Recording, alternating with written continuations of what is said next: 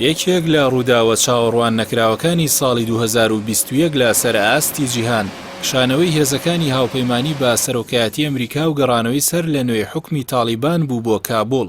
ئەو بزوتنەوەی کە هێشتا بەشێک لە سەرکردەکانی لەناو ئەو لیستی تیرۆرەدان کە ئەمریکا بە دوایاندا دەگەڕێت و ملیۆنان دۆلاری بۆ هەر کەسێک تەرخان کردووە کە شوێنەکانیان ئاشکرا بکات. ئەگەرچی کشانەوەی ئەمریکا لە ئەفغانستان چاوەڕوانکراو بوو بەو پێی یەکێک بوو لە بەڵێنەکانی کاندیدانی سەرۆکایەتی ئەمریکا، بەڵام کشانەوە بەو خێراییە و بە شێوەیەک کە ئەمریکا تێیدا وەک هێزێکی داگیرکەری شکست خواردوو دەربکەوێت پێشبینی نەدەکرا. دوای کشانەوەکەیان جۆ بایدن سەرۆکی ئەمریکا ڕایگەیاند نەدەکرا بە شێوەیەکی دیکە و بێ دروستبوونی پشێوی بکشێنەوە. کشانەوەی خێرای هێزەکانی ئەمریکا و هاوپەیمانی هاوکات بوو لەگەڵ هەڵاتنی خێرای کاربەدەستانی حکومەتی پێشووی ئەفغانستان و دارودەستەکانیان کە ساڵانێک بوو لەلایەن ئەمریکاوە پشتیوانی دەکران. لە بەرامبەریشدا سات بە سات چەکدارانی پێشووی تالیبان و حکومەتی ئێستای ئەفغانستان دەسەڵاتیان فراوانتر دەکرد تاوەکو توانیان لە ماوەی نزیکەی مانگێکدا دەست بەسەر تەواوی وڵاتدا بگرن. کشانەوەی ئەمریکا لە ئەفغانستان دوای 20 ساڵ لە دەرکردنی چەکدارانی تالیبان و دوورخستنەوەیان لە دەسەڵات دێت، لە کاتێکدا لەو ماوەیەدا ئەمریکا زیاتر لە 2 تریلیۆن دۆلاری لە وڵاتەدا خرج کرد و 2500 سەربازیشی لە شەڕی ئەو وڵاتە و ڕوبەڕووبوونەوەی چەکدارانی تالیباندا لە دەستدا. گەڕانەوەی تالیبان بۆ دەسەڵاتی ئەفغانستان دوای زنجیرەیە گفتوگۆی ڕاستەوخۆ هات لە نێوان واشنتۆن و سەرکردەکانی تالیبان کە بە دەستپێشخەری قەتەر و لە دەوحەی پایتەختی ئەو وڵاتە بەڕێوە چوون.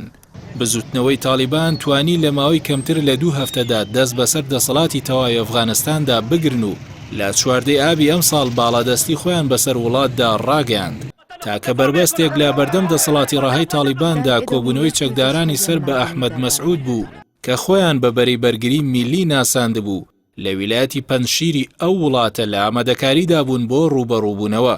بەڵام ئەو بەرەیە نەیانتوانی خۆی لە بەرامبەر تالیبان ڕابگرێت و دوای شکستێنانی دانوستانەکانیان چەکدارانی تالیبان لە سەرەتای لولی ئەم ساڵ هێرشیان کردە سەر ویلایەتەکە و لە ماوەی 3 ڕۆژدا بە تەواوی کۆنتڕۆڵیان کرد. محترم الحاج ملا محمد حسن اخوان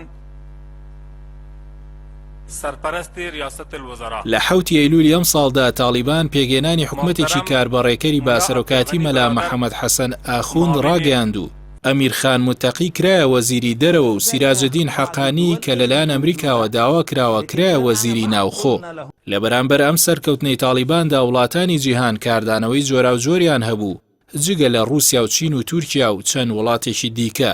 ئەوانی تر نیگەرانی خۆیان دەربڕی و بەشێکیش لە وڵاتانی خۆراوە کەوتنە هەڕەشەکردن لا چەکدارانی تالیبان بە بڕینی سەرجەم هاوکاریەکان و دروستکردنی فشار بۆ حکومەتی داهاتوو.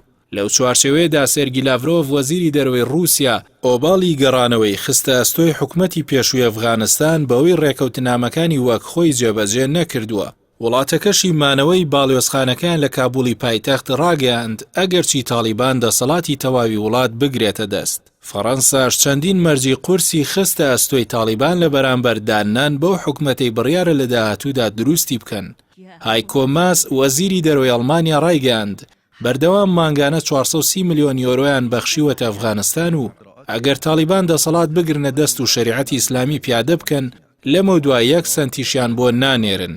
هەروەک بنواڵاز وەزیری بەرگری بەریتانیا هەڕەشەی ئەوەی لە تالیبان کرد کە جارێکی دیکە سوپاکیان دەگەڕێنەوە ئەو وڵاتە ئەگەر ڕێگا بدەن ئەفغانستان ببێتە لانکەی ڕێکخراوی ئەلقاعیدە و مەترسی بۆ وڵاتانی خۆراوە و دراوسێکانی ئەفغانستان دروست بکەن. یەکێک لە قەیرانە گەورەکانی ئەفغانستان لە دوای گرتنە دەستی دەسەڵات لەلایەن تالیبانەوە سەرهەڵدانی قەیرانی دارایی و ئابووری مرۆیی بوو کە خۆی لە کەمبوونەوەی درا و لە دەستدانی نزیکەی لە 140 بەرهەمی کشتتوکاڵی بەهۆی وشکە ساڵی و ئاوارەبوونی زیاتر لە 1 ملیۆن هاوڵاتی و 18 ملیۆن هاوڵاتیش لە چاوەڕوانی گەشتنی هاوکاری و کۆمەکی مرۆییدا بوون. یەکێکی تر لە هۆکارەکانی ئەو قەیرانە بلۆکردنی پارەکانی ئەفغانستانە لەلایەن ئەمریکاوە کە هێشتا ئامادەی گەڕانەوەی نییە بە هۆکاری ئەوەی بەشێک لە سەرکردەکانی تالیبان هێشتا لە ناو لیستی تیرۆری ئەو وڵاتەدان. ئەگەرچی ئەفغانستان خاوەنی یەدەگێکی زەبەلاحی سامانە سروشتیە دەگمەنەکانە، لەوانەش غازی سروشتی و نەوت و خەڵوز و مس و زی و زێڕ و کۆباڵت و گۆگرد و لیسیۆم و قورقوشم و زینک و خاوی ئاسن و خوێ و توخمە دەگمەنەکان و بەردی بە نرخ کە بە نزیکەی 3 تریلیۆن دۆلار دەخەمڵێنرێت بەڵام بەهۆی ناسەقامگیری ئەو وڵاتە و سەختی ناوچە شاخاویەکانی و نەبوونی ژێرخان و هێڵی گواستنەوە و گەیاندنی پێویست تا ئێستا نەتوانراوە سوودی تەواو لەو سەرچاوانە وەربگیرێت.